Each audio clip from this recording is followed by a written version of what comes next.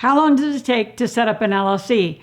We're going to talk about the details of an LLC, how quick it is, and how much of it is on you and why it's slow.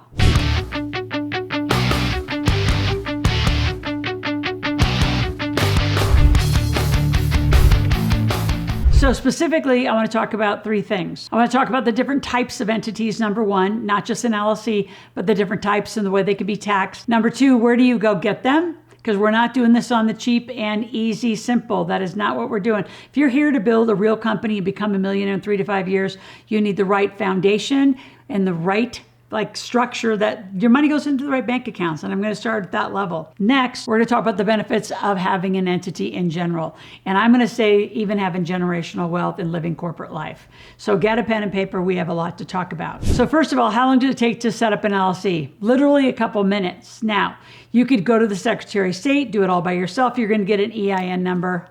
Whoopee. That has nothing to do with the structure of the rest of your life.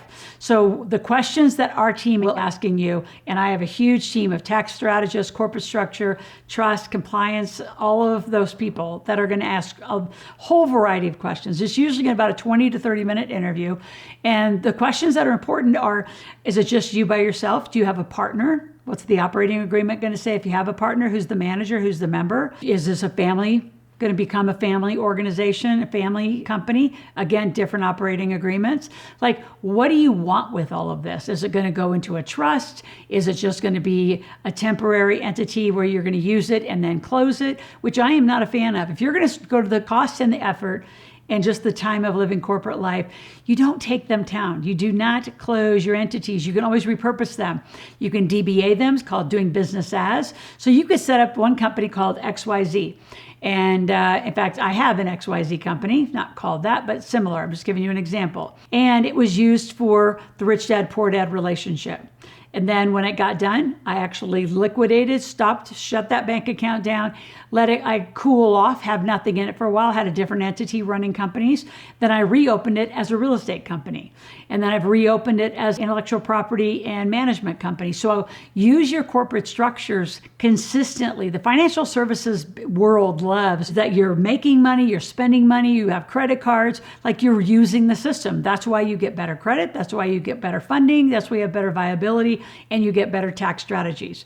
So as you can tell, I'm a huge fan of living corporate life. At any point, if you want to go to the search bar above and actually say, what's it like to live corporate life? How do you do write-offs? How do you do deductions? I've got, I don't even know, dozens and dozens and dozens of hours of content just in how you set up and live this corporate life. So is it always an LLC? No. LLCs usually are for like investment vehicles, like real estate, gas and oil, different partnerships. Your core operating company, whatever that is, could be a S Corp or a C Corp. You could also have your LLC taxed as an S or a C. You could also have your LLC owned by trust, which means now you're not a single member and you're going to be protected by probate. So you can see there's a lot of variables depending on who you are, what you want. Do you have children? Do you have a blended family? Do you have a prenuptial? All these things matter to how you set up your life and your corporate life. So where do you go get one with us? We have a team. I want you to go to askloral.com. I want you to say, I'd like to talk to somebody about corporate structure. Or you could say, I have an LLC or an S Corp, not sure I'm using it right. I need to have the right corporate compliance and paperwork. You could also ask for a trust review or to get a trust. Without a trust, everything you own is going to the state and they are going to take 40 to 50% in probate fees. So do not die without a trust, not a will, a trust. So you're going to end up in $1,700 to $1,800 worth of fees to get the paperwork you need to even open a bank account. By then, you haven't talked to anybody on these online portals, and they're going to send you to a third-party legal firm that's $250 to $500. We have a team. They have endless amounts of time to help you figure out, interview your family. Like, what do you want so you set it right? How long does it take?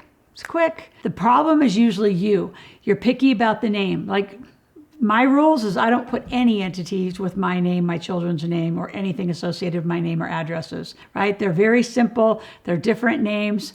It doesn't matter. You can always DBA them if you want to change the name. That's the least of your concerns, and honestly, it is the biggest delay. The second delay is if you have partnerships, figuring out how to do an operating agreement.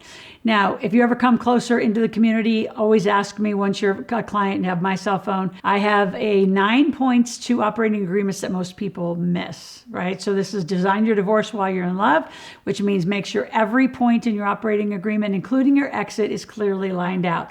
So it's just simple, it's transactional, easy, you're in, you're out. Somebody takes the entity.